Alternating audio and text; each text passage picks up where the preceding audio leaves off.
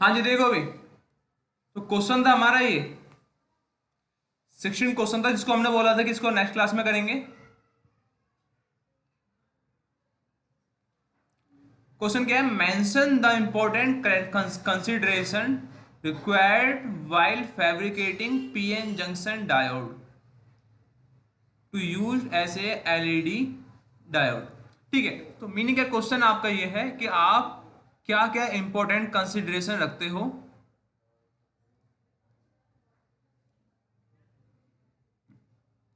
ठीक है, किस चीज के लिए? To fabricate LED. आपको एक एलईडी फैब्रिकेट करनी है, तो आप फैब्रिकेट करते टाइम क्या क्या चीज ध्यान में रखोगे? तो पहली बात, जो आपकी एलईडी होनी चाहिए। देखो एलईडी थी क्या? अभी एलईडी ऐसी चीज थी जहां पे आपके जो इलेक्ट्रॉन होते हैं वो कंडक्शन बैंड से वैलेंस बैंड में जंप करते हैं, ठीक है ना, और क्या रिलीज करते हैं? एनर्जी रिलीज करते हैं, ठीक है। एलईडी में उल्टा होता था, इलेक्ट्रॉन कंडक्शन बैंड से वैलेंस बैंड में जंप करेंगे और एनर्जी रिलीज करेंगे। तो पहली बात आपको ध्यान रखनी है कि जो बैंड गैप होता है मटेरियल का, ईजी बैंड गैप, वो किस रेंज का होना चाहिए? बैंड गैप हमेशा होना चाहिए बैंड गैप ईजी मतलब band gap should be of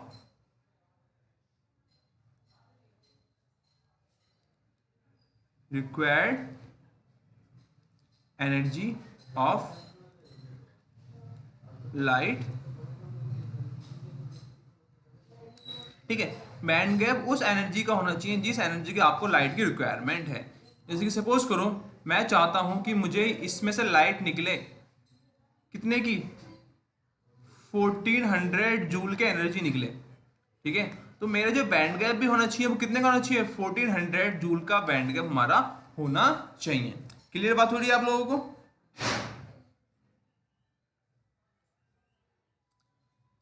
point, band gap should be of required value और अप्रोप्रिएट वैल्यू। मीनिंग क्या? यहां पे बोल सकता हूं कि band gap should be of appropriate value.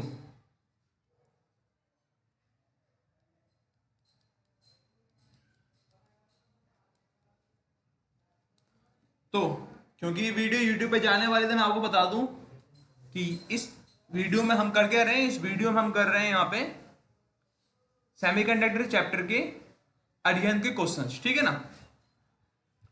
तो पहला पॉइंट ये आ गया कि बैंड गैप रिक्वायर्ड एनर्जी का होना चाहिए। और दूसरी बात, जब उसे आप फैब्रिकेट कर रहे हो तो फैब्रिकेट करते टाइम आप एक चीज ध्यान दोगे कि जो जंक्शन होगा, या फिर हम बोल सकते हैं क्योंकि एलईडी फैब्रिकेट कर रहे हैं ना, तो होल सेटअप, जो सारा सेटअप होगा पीएन जंक्शन का, पीएन का, उसको आप किस में एनवेलप करोगे? उसको एनवेलप करोगे आप एक क्या भी ट्रांसपेरेंट ग्लास में, ठीक है ना। अगर ये आपकी एलईडी, आप लोगों ने एलईडी देखी होगी, इस तरह से एलईडी होती है आपकी। इधर एक पी टाइप सेमीकंडक्टर होता है, इधर एक एन टाइप सेमीकंडक्टर होता है, ठीक है ना। और ये पूरा पूरा सेटअप किस में होता है? एक ट्रांसपेरेंट गिलास में, ठीक है ना। तो दूसरा पॉइंट क्या रखोगे आप कि पीएन जंक्शन डायोड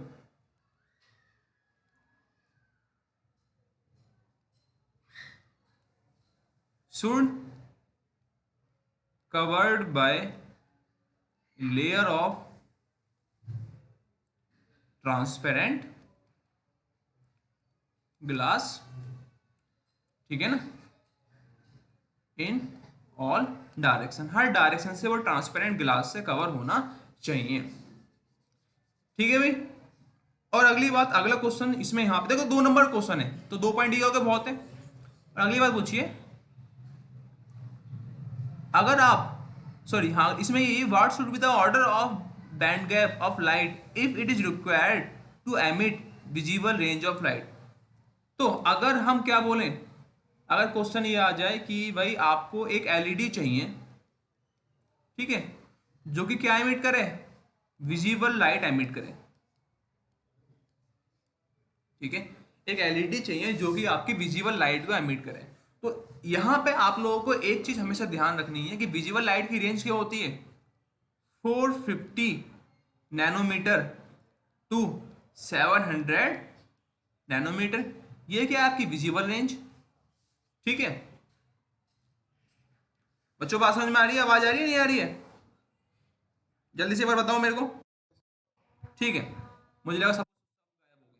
ठीक है, ठीक है, तो आपकी लाइट की रेंज कितनी होनी चाहिए, 400 नैनोमीटर टू 700 नैनोमीटर, ये हमें पता है। और इसने पूछा क्या कि बैंड गैप की रेंज कितनी होनी चाहिए। ठीक है, लाइट की रेंज पता है, बैंड गैप की रेंज पूछी है। तो ध्यान से देखो, हमें पता है कि लाइट की रेंज है ये generally 450 nanometer to 700 nanometer in term of lambda wavelength. ये बहुत बढ़िया क्वेश्चन है बच्चों, मैं आपको बता रहा हूं।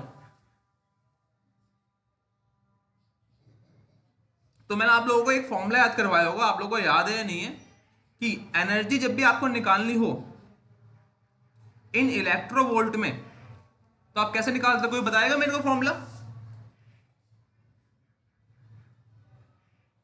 किसी को याद है, एनर्जी इन इलेक्ट्रोवोल्ट,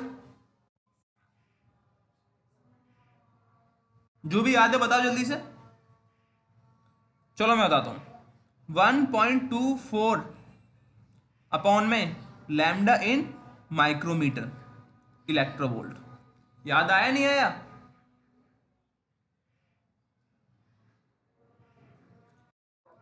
ये यही फॉर्मूला है कि जब आप एनर्जी निकालते हो, आप लोगों को पता है जूल में एनर्जी क्या होती है, जूल में होती है एनर्जी HC बाई लैम्डा, लेकिन यहां पे एनर्जी किस में आएगी, जूल में आएगी। अगर आप इस फॉर्मूले का यूज करोगे तो एनर्जी जूल में गई, जूल को आप कन्वर्ट करोगे इलेक्ट्रोवोल्ट में। तो यहां मैंने पहले से ही कैलकुलेशन करके इस चीज की आपको एक छोटा सा फॉर्मूला बता दे रखा है, ये वाला फॉर्मूला, इसको आपको याद रखना है। इससे आपकी कैलकुलेशन बहुत ईजी होने वाली है। ठीक है ना, और ये नहीं अगर आप ये फॉर्मूला यूज करोगे तो कोई गलत कर देगा, ये फॉर्मूला बिल्कुल ही परफेक्ट है। ठीक है, तो इस फॉर्मूले का यूज कैसे करते हैं, तो यहां पे इस फॉर्मूले का यूज करने के लिए मैं आपको बताऊं, आपको दे रखा है लैम्डा ए, फर्स्ट पहला लैम्डा, वेवलेंथ शुरू यहां से होती है, विजिबल रेंज को खत्म कहां पे होती है, लैम्डा बी पे खत्म होती है। तो आप लैम्डा ए के लिए एनर्जी निकाल लो, 4 lambda is equal to 450 nanometer. 450 nanometer wavelength है यहाँ पे, लेकिन इस फॉर्मूले में जो आपके एनर्जी में वेवलेंथ पुट हो रही है वो किस में पुट हो रही है, माइक्रोमीटर में। माइक्रोमीटर में कितनी हो जाएगी ये, भाई देखो ये काम मत करा करो, स्क्रीन में मत लिखा करो, कोई मिटाओ इसे जल्दी से।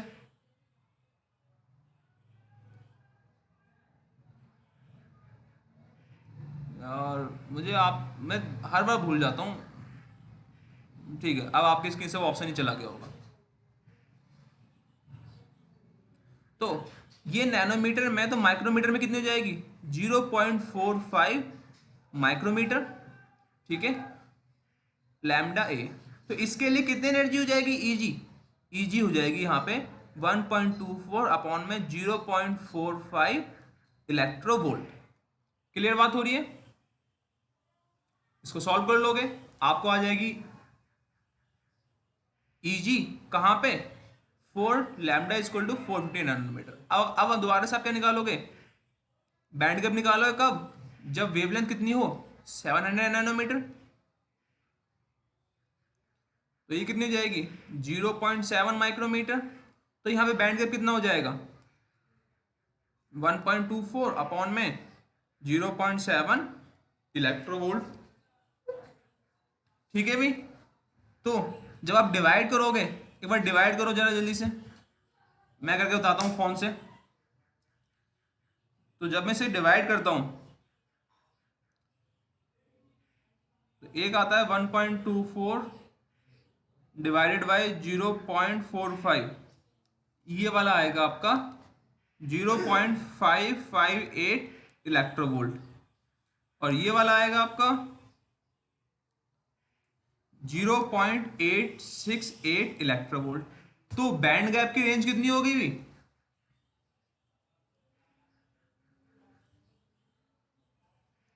रेंज ऑफ बैंड गैप ये होगी आपकी 0.55।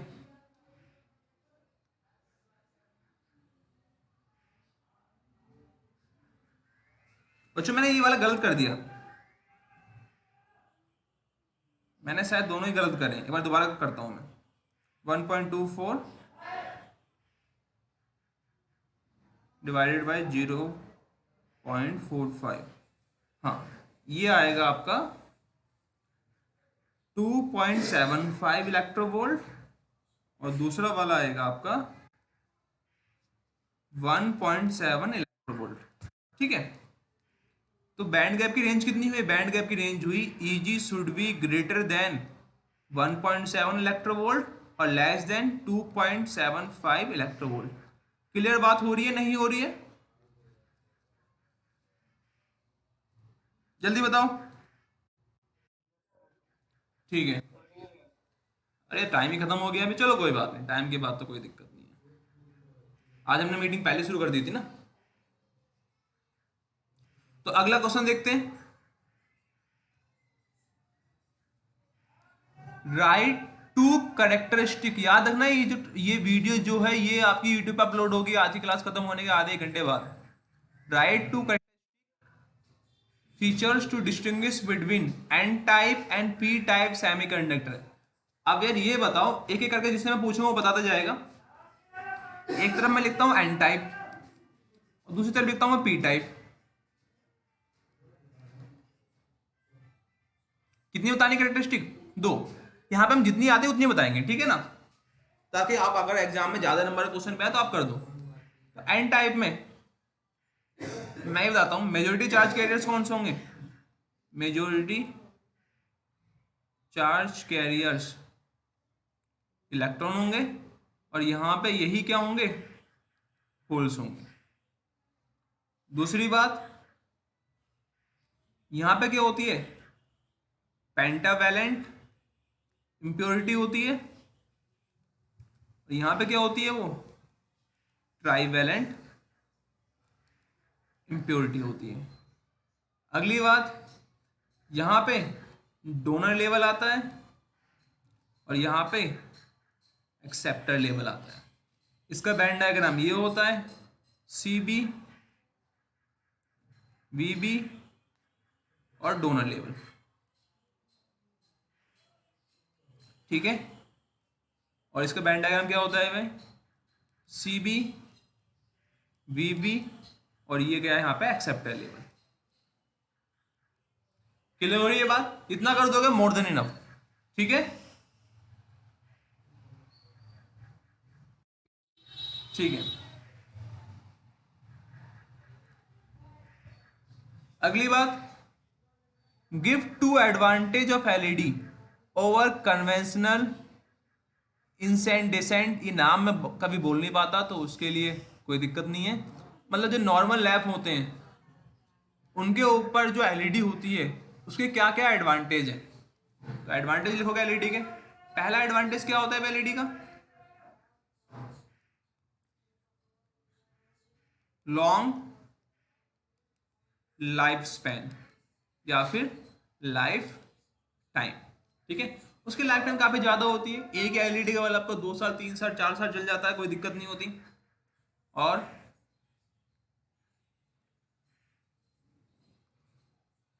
Low power consumption. एलईडी जलाने के लिए आपको कितनी पावर चाहिए होती है?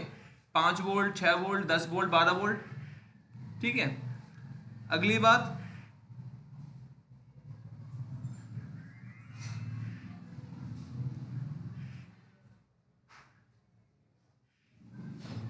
वेरी फास्ट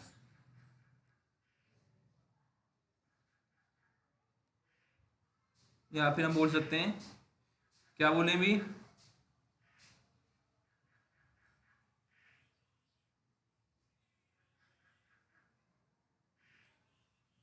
शॉर्ट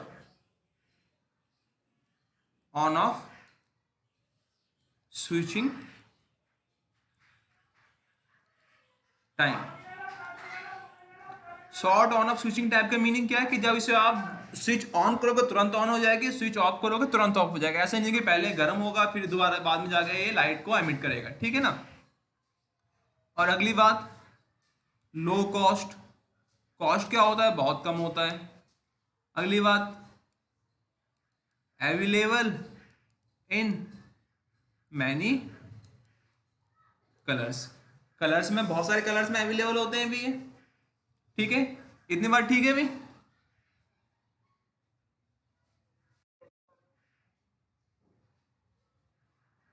अगला question, the current in forward bias is known to be more, milli ampere में होता है फॉरवर्ड में, और करंट इन रिवर्स बायस किस में होता है, माइक्रो एम्पेयर में। क्वेश्चन है आपका, what is the reason to operate the photo diode in reverse bias. भाई देखो ये क्वेश्चन देखो 2012 के दिल्ली के एग्जाम में आ चुका है और बहुत बार आया भी है उसके बाद भी। क्वेश्चन सिंपल सा आपका एनसीईआरटी का है, why do we operate photo diode in reverse bias. हम फोटो डायोड को रिवर्स बायस में क्यों यूज करते हैं। तो पहला रीजन क्या होगा भी, पहला रीजन सिंपल सा होगा, एक ही रीजन है बेसिकली, हमें पता है। एक डायग्राम बनाओगे आप,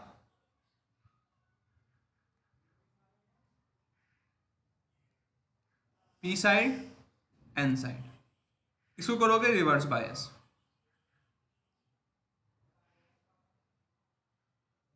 ठीक है। अब इनिशियली हम लेके चलेंगे, हम बात कर रहे हैं 4n साइड की। कौन सी साइड, n साइड की। तो इनिशियल n साइड में जो इलेक्ट्रॉन थे वो क्या थे, मेजॉरिटी, और होल्स क्या है, माइनॉरिटी, ठीक है। Electron majority, holes minority. और इलेक्ट्रॉन की कंसंट्रेशन क्या है, Ne, और होल्स की कंसंट्रेशन क्या है, NH, ठीक है। इनिशियली n साइड की बात कर रहा हूं, इंपॉर्टेंट बात यहां पे ये है कि यहां पे इलेक्ट्रॉन की कंसंट्रेशन क्या है, Ne है, और होल्स की कंसंट्रेशन क्या है, NH है, ठीक है। अब हुआ क्या, बाय इल्यूमिनेंस, जब लाइट ऊपर से इस डायोड को ऊपर से क्या आई, लाइट आई, तो डेल एन ई क्या है आपके, नंबर ऑफ इलेक्ट्रॉन जनरेटेड, और डेल एन एच क्या है आपके, नंबर ऑफ होल्स जनरेटेड, ठीक है। इनिशियली क्या थे भी, इनिशियल थे आपके Ne और NH। अगर हम देखें फ्रैक्शनल इंक्रीजमेंट कितना हुआ, तो इलेक्ट्रॉन में कितना फ्रैक्शन इंक्रीज हुआ, तो Ne अपॉन में Ne, ये क्या है, इन इलेक्ट्रॉन, और होल्स में कितना हुआ, NH अपॉन में NH इन होल्स, ठीक है। भाई इतने इलेक्ट्रॉन नए नए आए, इतने पहले से ही थे, इतने होल्स नए आए, इतने पहले से ही थे। अब आप मेरे को ये बताओ किसका फ्रैक्शनल चेंज ज्यादा होगा, इलेक्ट्रॉन का या फिर होल्स का।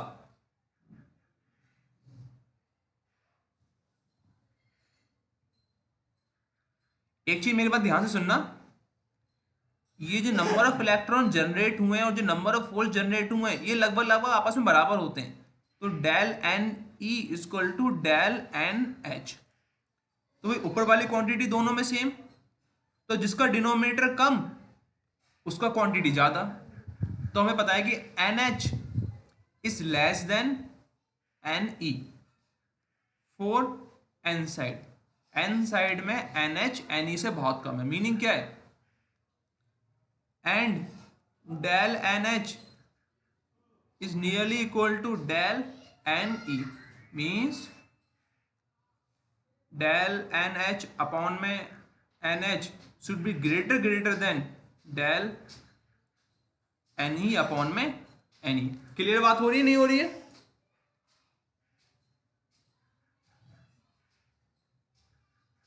क्योंकि होल्स की कंसंट्रेशन कम है और इलेक्ट्रॉन की ज्यादा है तो ये क्वांटिटी होगी बहुत कम और ये वाली क्वांटिटी क्या होगी? बहुत ज्यादा। तो हम बोल सकते हैं यहां पे कि fractional increment in minority charge carriers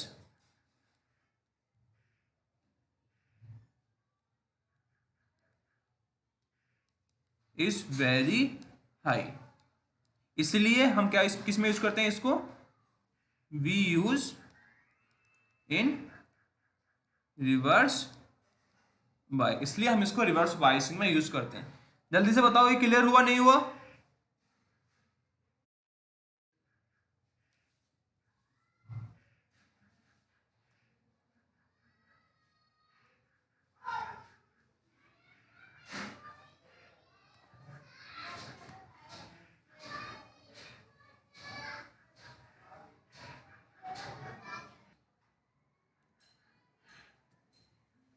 हाँ जी, तो ध्यान से देखो, इसको मैं दोबारा रिपीट कर रहा हूं। देख लेते हैं कोई पेंडिंग तो नहीं रह गया। नहीं, सब आ चुके हैं। ठीक है, तो इस क्वेश्चन में ये बोला गया था कि आप देखो, बात ये क्वेश्चन 2 नंबर का ही है। जितना मैं बता रहा हूं उतना नहीं लिखना आपको। आपको एक बात ध्यान समझनी है कि क्वेश्चन ये है कि रिवर्स बायसिंग में हम जो फोटो डायोड होता है उसको रिवर्स बायसिंग में ही क्यों यूज करते हैं? What is the reason to operate photo diode in reverse bias? तो इस चीज को समझने के लिए सबसे पहले आपको पता होना चाहिए कि फोटो डायोड काम कैसे करता है। फोटो डायोड काम ऐसे करता है कि जब हम यहां से इसको रिवर्स बायसिंग करते हैं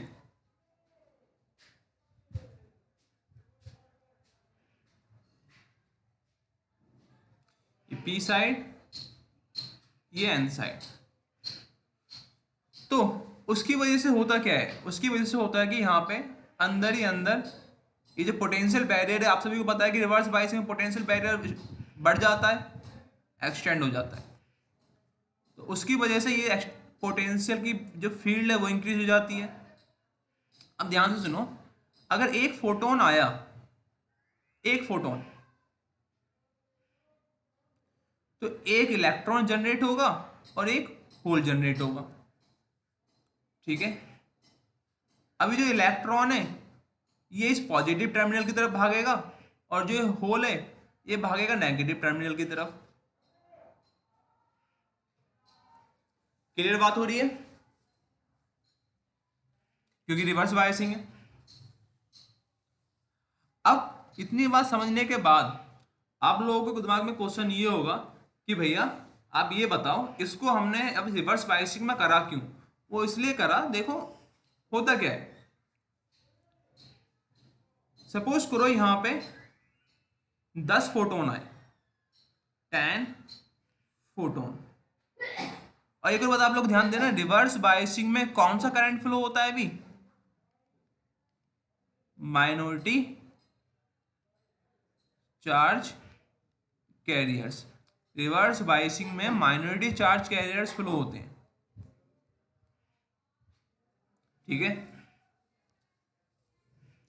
अब जरा ध्यान से देखो,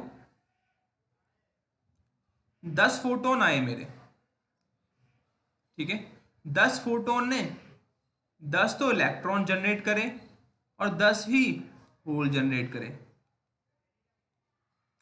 अभी मैं बात कर रहा हूं एन साइड की। ठीक है, एन वाले की। 4 एन साइड, एन साइड में इनिशियली सपोज करते हैं N is greater than N H, होगा ही होगा भी, एन साइड है, इलेक्ट्रॉनिक कंसंट्रेशन ज्यादा होगी होल से। तो इलेक्ट्रॉन थे वहां पे 10,000, ठीक है, और होल थे आपके 20, ठीक है भाई। एग्जाम्पल लेके बता रहा हूं भी मैं आपको। तो जब 10 फोटोन ऊपर से इस पे लाइट की पड़ी इस पे, तो 10 इलेक्ट्रॉन जनरेट हुए, 10 होल जनरेट हुए, ठीक है।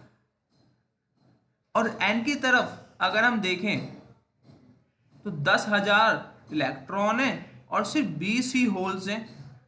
तो अब आपसे पूछे कोई कि 10,000 में 10 इलेक्ट्रॉन एक्स्ट्रा आने से उसका इफेक्ट ज़्यादा दिखेगा या फिर 20 में 10 होल्स आने का एक्स्ट्रा उसका इफेक्ट ज़्यादा दिखेगा। मीनिंग ये है कि एक अमीर बच्चा है इलेक्ट्रॉन वाला, एक गरीब बच्चा है होल वाला। अब इस इलेक्ट्रॉन वाले के पास पहले से ही 10,000 इलेक्ट्रॉन है, उसमें 10 इलेक्ट्रॉन और दे दें इसे अगर हम, तो इसको कुछ इफेक्ट एक्स्ट्रा दिखेगा भी। इसमें जो इफेक्ट दिखेगा वो बहुत कम होगा, ठीक है ना। और वो इफेक्ट एमीटर वोल्ट एमीटर जो होगा डिटेक्ट नहीं कर पाएगा। लेकिन वही एमीटर अगर हम बात करें होल के लिए काम करे अगर, तो पहले एमीटर डिटेक्ट कर रहा था 20 होल्स को, अब उसमें कितने बढ़ गए 10 होल, तो कितने पे पहुंच गया वो 30 होल्स पे। तो इसको वो तुरंत डिटेक्ट कर लेगा कि 20 से 30 पहुंच गए। लेकिन वही अगर 10,000 में 10 आप बढ़ा दो तो वो आपकी रीडिंग में डिफ्लेक्शन ही शो नहीं करेगा। बात समझ में आ रही है नहीं आ रही है?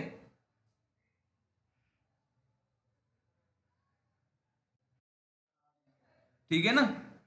अब मेरी बात ध्यान से सुनो, अगर आप चाहते हो कि एमीटर आपका होल के लिए काम करे इलेक्ट्रॉन के लिए काम ना करे, तो होल का मतलब क्या है, एन साइड में होल मतलब माइनॉरिटी चार्ज कैरियर्स, ठीक है। और माइनॉरिटी चार्ज कैरियर्स कब फ्लो होते हैं, इन रिवर्स बायस। तो होल्स कब फ्लो होंगे भी, रिवर्स बायस में। तो मैं आपको दिखाऊं अगर इसी डायग्राम को यहां पे ड्रॉ करके, अगर मैं इसको रिवर्स बायस कर दूं और यहाँ पे एक माइक्रो एमीटर लगा दूं, ठीक है, तो रिवर्स बायसिंग में यहाँ पे जो करंट आ रहा होगा वो किस कारण आ रहा होगा, वो आ रहा होगा माइनॉरिटी चार्ज कैरियर के कारण, ठीक है। और माइनॉरिटी चार्ज कैरियर्स का मतलब क्या है, यहाँ पे जो करंट है वो आ रहा है 20 होल्स की वजह से। सपोज करा मैंने करंट आया आपका आई इनिशियल, वो आया 20, ठीक है, और रीडिंग है आपकी यहाँ पे वो 20 पे था, ये 0 है, ये 20 है। यहां से फोटोन गिरे, फोटोन गिरने से 10 इलेक्ट्रॉन जनरेट हुए और 10 होल जनरेट हुए। क्योंकि ये रिवर्स बायस है तो कौन फ्लो करेगा, इलेक्ट्रॉन या होल, इसमें फ्लो करेंगे होल्स। एन की तरफ क्या है भी, होल्स है। तो एन साइड में जो 10 होल जनरेट हुए हैं वो तुरंत ही करंट को किस पे ले जा देंगे, 30 पे, और तुरंत ही वो 30 पे पहुंच जाएगी रीडिंग आपकी। तो आपका ये डिफ्लेक्शन तुरंत ही शो हो जाएगा। बात समझ में आ रही नहीं आ रही है? क्योंकि एन साइड हमने एग्जांपल लिया है एन साइड के लिए, ठीक है ना। उसी तरह से आप ये सारा एग्जांपल ले सकते हो पी साइड पे। आप देख लो पी साइड के लिए, पी साइड में मेजॉरिटी चार्ज कैरियर्स क्या है, एन एस ज्यादा होता है एन ई से। अब फोटोन्स आए, फोटोन्स ने क्या बनाया, एन एच भी दिया और एन ई भी दिया। लेकिन हमें पता है कि फ्रैक्शनल चेंज किसमें ज्यादा है, del N E Y N E में, इस वाले में पी टाइप के लिए। क्योंकि इलेक्ट्रॉन कम थे तो इलेक्ट्रॉन की क्वांटिटी में ज्यादा इंक्रीजमेंट आएगा एज कंपेयर टू होल्स की क्वांटिटी में। समझ में आ रही है बात या नहीं आ रही है बच्चों? ठीक है, वही इलेक्ट्रॉन पहले थे 20 पी टाइप के लिए, और होल्स थे पी टाइप में इतने सारे, ठीक है। और फोटोन की वजह से सपोज कर लो यहां पे कि तीन तीन तीन इलेक्ट्रॉन जनरेट हुए और तीन होल जनरेट हुए। तो इतनी बड़ी क्वांटिटी में अगर तीन होल आ जाएं तो कुछ फर्क पड़ेगा नहीं, लेकिन इतनी छोटी सी क्वांटिटी में तीन होल आ जाएं, तीन इलेक्ट्रॉन आ जाएं, तो इसमें बहुत ज्यादा चेंज आ जाएगा। और यहाँ पे फोटो डायोड जो है ना, फोटो डायोड, इसका काम क्या है? काम है डिटेक्ट करना, डिटेक्ट लाइट। लाइट को डिटेक्ट करने का मीनिंग क्या है कि इसका यूज ही हम वहां करते हैं जहां पे अंधेरा हो, मतलब हल्की सी रोशनी आ रही हो। हल्की सी रोशनी का मतलब तीन चार ही फोटोन आ रहे हो। तो जब आपको तीन चार फोटोन को डिटेक्ट करना है तो आपको अपनी स्केल बहुत छोटी करनी पड़ेगी। छोटी करने का मीनिंग क्या है कि एक भी फोटोन आए तो तुरंत ही करंट बढ़ जाए। तो उसके लिए हम क्या करते हैं, उसके लिए हम चेक करते हैं फ्रैक्शनल चेंज किसका ज्यादा है, कि तीन फोटोन के आने से माइनॉरिटी चार्ज कैरियर्स में ज्यादा इंक्रीजमेंट हो रहा है, मेजोरिटी में हो रहा है। तो हमें पता है कि तीन फोटोन आने से माइनॉरिटी चार्ज कैरियर्स में ज्यादा फ्रैक्शनल चेंज हो रहा है as compared to majority. Minority में ज्यादा चेंज होगा एज कंपेयर टू मेजोरिटी। इसलिए हम इसको किस में यूज करते हैं? रिवर्स बायसिंग में। डन हो रही है बात बच्चों?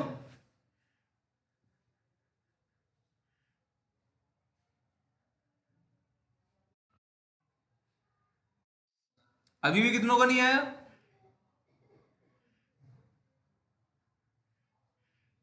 जल्दी बताओ कितनों का नहीं आया।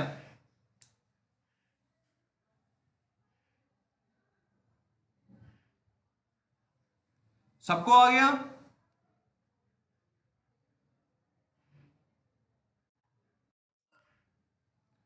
ठीक है। शुभम जी आप बताओगे क्यों करते हैं माइनॉरिटी में इसको हम रिवर्स बायसिंग में यूज?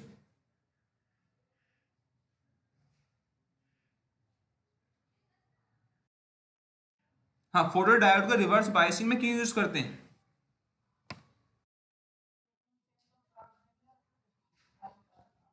किसका? माइनॉरिटी का, मेजोरिटी का? माइनॉरिटी का फ्रैक्शनल चेंज जब चार्ज कैरियर्स हाई होता है तो उसको आप ऐसा लिख सकते हो। अगर 2 मार्क्स का क्वेश्चन आता है, ये 2 मार्क्स का, तो इन रिवर्स बायस जो करंट होता है, current is due to minority charge carriers. एक सेकंड, इसको ना थोड़ा बाद में लिखना। पहले आप ये लिखोगे due to incident light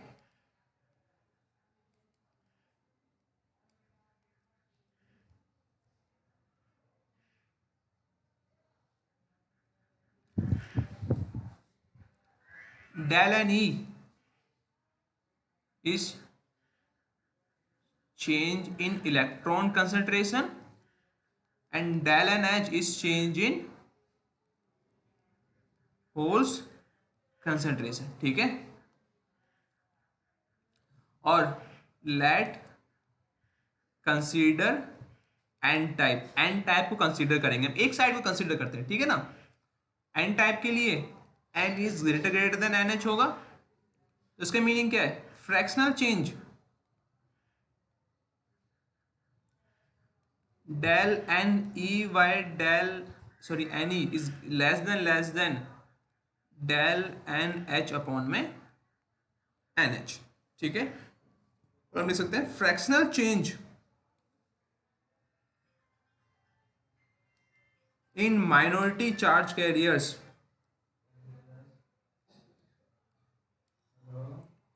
is very high.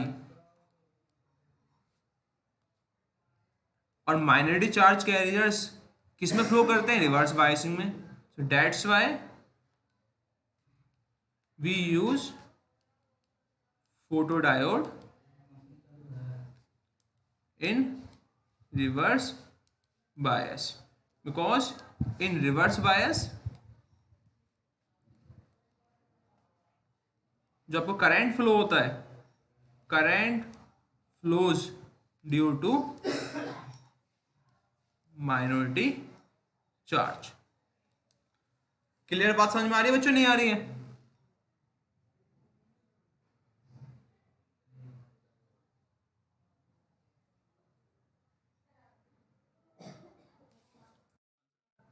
ठीक है, अगला क्वेश्चन देखते हैं भी। How does LED work? आपकी जो लाइट एमिटिंग डायोड होता है, एलईडी होता है, वो वर्क कैसे करता है? फिर दोबारा से वही क्वेश्चन, एडवांटेज वो देना है इसके, ठीक है ना। तो पहला काम करते हैं, एलईडी काम कैसे करता है। तो एलईडी काम करता है, पहला आंसर आप दोगे short answer, LED works under condition of forward bias. LED को आप फॉरवर्ड बायस में कनेक्ट करते हो तो काम करता है। कैसे काम करता है?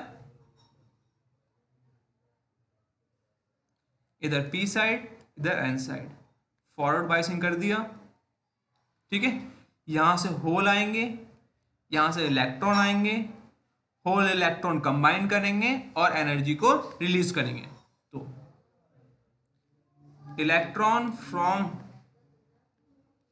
N side moves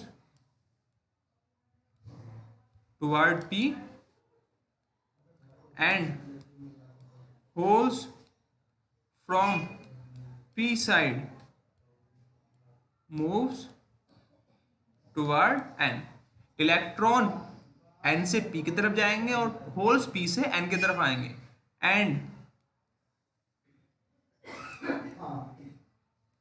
in junction reason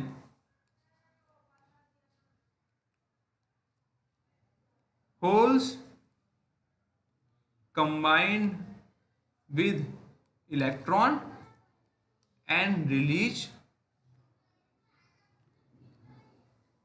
energy of range of band gap, ठीक है, इक्वल टू ई जी, और E equal to h nu should be nearly equal to E g, ठीक है। ये क्या आपकी फ्रीक्वेंसी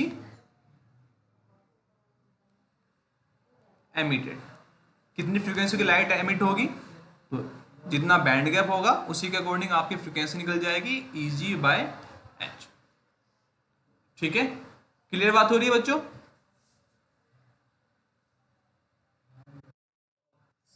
ठीक है, अगला क्वेश्चन, सिलिकॉन और गैलियम आर्सेनाइड हम क्यों यूज करते हैं? किसके लिए? सोलर सेल के लिए। देखो ये एनसीईआरटी क्वेश्चन है, सारे आपने पढ़े होंगे, आपको पता होगा। पढ़े नहीं पढ़े?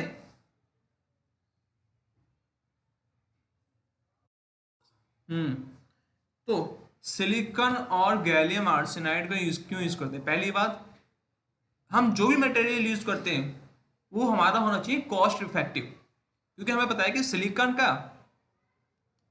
Silicon is very easily available for industrial purpose. भाई सिलिकॉन क्योंकि अर्थ पे बहुत ज़्यादा अमाउंट में मिलता है तो वो इंडस्ट्रियल पर्पस के लिए बहुत इजीली अवेलेबल हो जाता है। और दूसरी बात जो हम देखते हैं, अगर हम सन से जो लाइट आ रही है, सोलर इंटेंसिटी, और यहाँ पे हम बात करें किसकी, उसकी एनर्जी की, तो हम देखते हैं जो सन से लाइट आ रही है ना, वो इस तरह से होती है, कुछ इस तरीके से। सन की लाइट और उसकी सोलर इंटेंसिटी अगर आप कुछ ऐसे आता है, कुछ इस तरीके से, इस तरीके से, ठीक है ना। तो मैक्सिमम इंटेंसिटी जो सन की लाइट आती है वो इस रेंज पे होती है, ठीक है। और ये जो रेंज होती है,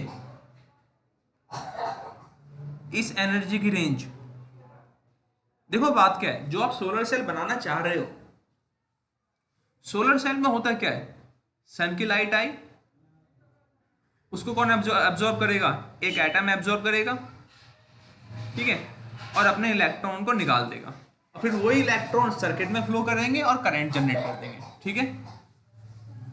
अब होता क्या है, होता बच्चों बात यह है कि मैं आपको एक एग्जांपल देता हूं।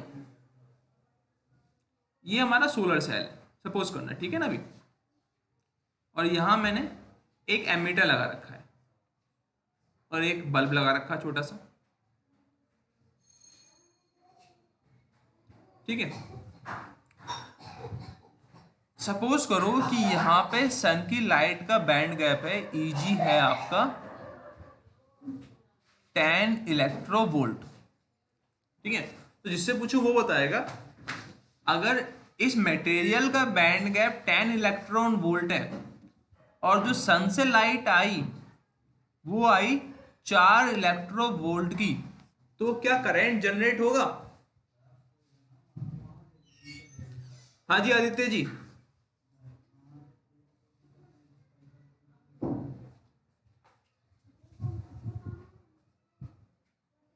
करंट जनरेट होगा नहीं होगा?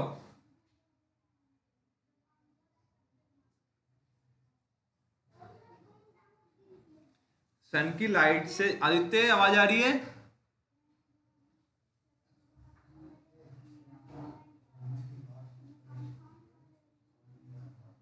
आदित्य,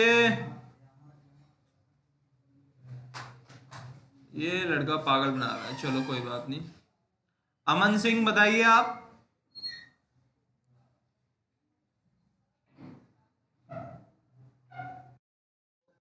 करंट जनरेट होगा?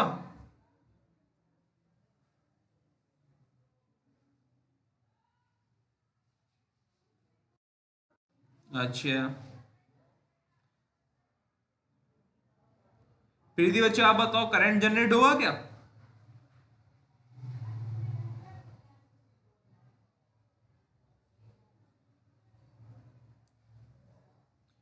प्रीति बताइए, करंट जनरेट हुआ क्या? आधे बच्चे कनेक्ट करने के बाद छोड़ देते हैं। ये कौन बोल रहा है?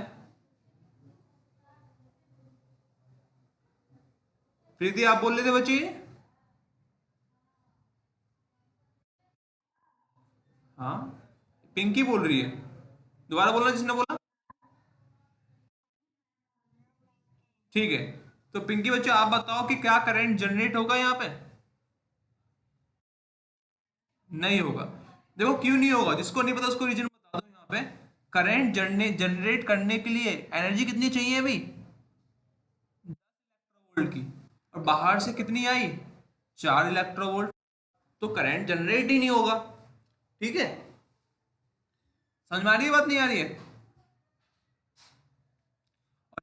एनर्जी आ जाए बाहर से, ऊपर से कितनी, 14 इलेक्ट्रोवोल्ट, तो करंट जनरेट हो जाएगा, ठीक है। तो हमें इस ग्राफ को देखते हुए, इस ग्राफ को देखते हुए वो मटेरियल यूज करना है जिसका बैंड गैप इस रीजन में लाई करे, जिसका बैंड गैप इस रीजन में लाई करे, और साथ साथ वो मटेरियल सस्ता भी हो, ठीक है। इसी मटेरियल में क्यों लाई करे, क्योंकि यहाँ पे बहुत ज्यादा फोटॉन्स गिर रहे हैं, यहाँ पे इंटेंसिटी क्या है, इंटेंसिटी, लाइट की इंटेंसिटी बहुत ज्यादा है, ठीक है ना। तो इस रीजन में जो लाइट आ रही है उसमें बहुत सारे फोटॉन्स गिर रहे हैं अर्थ के ऊपर, ठीक है। अगर मैं ऐसा मटेरियल ले लूं जिसका बैंड गैप इस रीजन में लाई कर रहा है, मीनिंग क्या है, उसमें बहुत ज्यादा करंट जनरेट होगा, ज्यादा फोटोन आ रहे हैं तो ज्यादा करंट जनरेट होगा। तो हम जब इस चेक करते हैं ना कि अपने स्टैंडर्ड वैल्यू से, तो इस रीजन में जो आपका जो मटेरियल एग्जिस्ट करता है वो आपका सिलिकॉन होता है और गैलियम आर्सेनाइड होता है, ठीक है ना। आपका सिलिकॉन और गैलियम आर्सेनाइड जो मटेरियल है वो आपका सोलर स्पेक्ट्रम की मैक्सिमम इंटेंसिटी में लाई करता है। तो मैं नेक्स्ट में लिख के दिखाता हूं। ये क्या है? Graph of solar spectrum, intensity, energy. और ये क्या है? उसका वो रीजन जहां पे सन की लाइट मैक्सिमम जा रही है। Easy of silicon and gallium arsenide lies in range of maximum intensity of solar spectrum। ठीक है, इसीलिए हम क्या यूज करते हैं, आपका सिलिकॉन और जर्मेनियम यूज करते हैं, ताकि इस रीजन पे अगर आपके कोई फोटोन गिरेगा तो वो एब्जॉर्ब भी हो जाएगा, और साथ साथ क्योंकि बहुत ज्यादा फोटोन गिर रहे हैं इस रीजन में तो ज्यादा करंट जनरेट होगा। ठीक है, और दूसरा रीजन ये इजीली या फिर and silicon and gallium arsenide are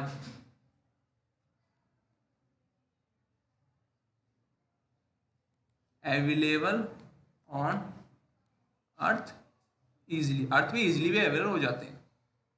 और दूसरी बात, एक बात आती है एब्जॉर्प्शन कॉफिशिएंट। क्या आती है बात? Absorption coefficient. एब्जॉर्प्शन कॉफिशिएंट क्या होता है बच्चों? कि लाइट को एब्जॉर्ब कर, कौन मटेरियल लाइट को एब्जॉर्ब कर पा रहा है, कौन सा मटेरियल लाइट को एब्जॉर्ब नहीं कर पा रहा। तो सिलिकॉन और गैलियम आर्सेनाइड का जो एब्जॉर्प्शन कॉफिशिएंट होता है वो हाई होता है। ठीक है, क्लियर हो रही है बात? नहीं हो रही है? इसलिए हम सिलिकॉन और गैलियम आर्सेनाइड का यूज करते हैं। पहला रीजन क्या? कि इसका बैंड गैप लाइट की, सन से जो लाइट आ रही है उसकी जो मैक्सिमम इंटेंसिटी होती है ना, उसके बीच में लाई करता है। तो बहुत बढ़िया, मतलब बैंड गैप भी वहां पे आ रहा है जहां पे ज्यादा एनर्जी गिर रही है। सपोज करो मैं आपसे बोलता एक मटेरियल है एक्स, ठीक है ना, उसका बैंड गैप था E1, ठीक है, और वो लाई करता है यहाँ पे, E1 की वैल्यू आती है यहाँ पे। तो क्या ये अच्छा सोलर सेल बन पाएगा? नहीं। क्यों नहीं बन पाएगा? क्योंकि इस एनर्जी पे सन की लाइट ही बहुत कम गिर रही है। तो जब फोटोन ही कम गिर रहे हैं तो एब्जॉर्ब तो और वो ज्यादा एब्जॉर्ब भी नहीं हो पाएंगे। ज्यादा एब्जॉर्ब नहीं होंगे तो ज्यादा लाइट नहीं आएगी। समझ में आ रही है बात? ठीक है, अगला क्वेश्चन करते हैं अभी।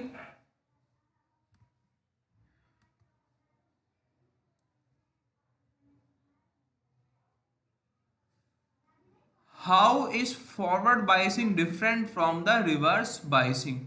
ये पूरा भाई ये थ्योरी है। ठीक है, ये थ्योरी आपको खुद करनी है, और ना हो तो मेरे को बता देना। ठीक है ना, क्योंकि फिर ये आधा घंटा ले जाएगी ये थ्योरी पूरी पूरी, कि फॉरवर्ड बाइसिंग में क्या होता है, रिवर्स बाइसिंग में क्या होता है। लेकिन यहाँ पे 2 नंबर का क्वेश्चन है तो यहाँ पे पूरी थ्योरी तो लिखेंगे नहीं, भी यहाँ पे लिखेंगे हम इन फॉरवर्ड बाइसिंग क्या होता है, करंट इज ड्यू टू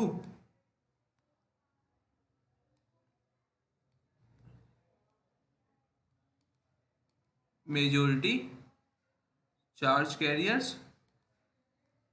और दूसरी बात, उसकी रेंज क्या होती है, मिली एम्पेयर की। ठीक है, और दूसरी तीसरी बात, रेजिस्टेंस क्या होता है, वो लो होता है। ठीक है, और रिवर्स बाइसिंग में क्या होता है भी, रिवर्स बाइसिंग में जो आई होता है किसके कारण होता है, is due to minority charge carriers.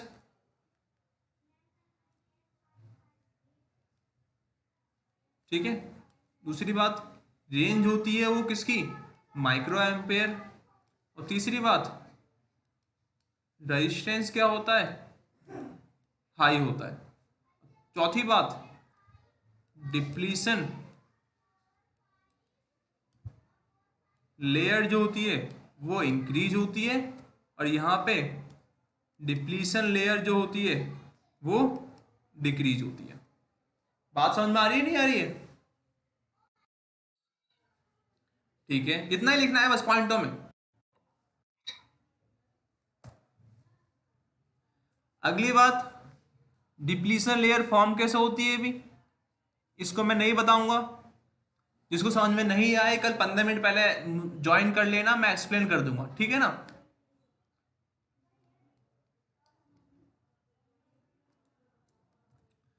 अगला क्वेश्चन कर चुके हैं हम कि फॉरवर्ड बायसिंग में डिप्लीशन लेयर पे क्या इफेक्ट पड़ता है और रिवर्स बायसिंग पे क्या इफेक्ट पड़ता है। जिसको समझ में ना आए नेक्स्ट क्लास तो नोट कर दे जाओ, question number 24, question number 25।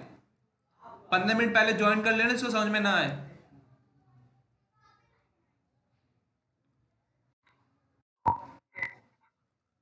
Question number 26, चलो कोई बात नहीं, टाइम हो गया आपका। तो नेक्स्ट क्लास में हम 3 मार्क्स के क्वेश्चन करने वाले हैं, ठीक है ना, तो प्रिपेयर होके आना, ठीक है बच्चों। चलो ठीक है, बहुत बढ़िया, रुक जाओ।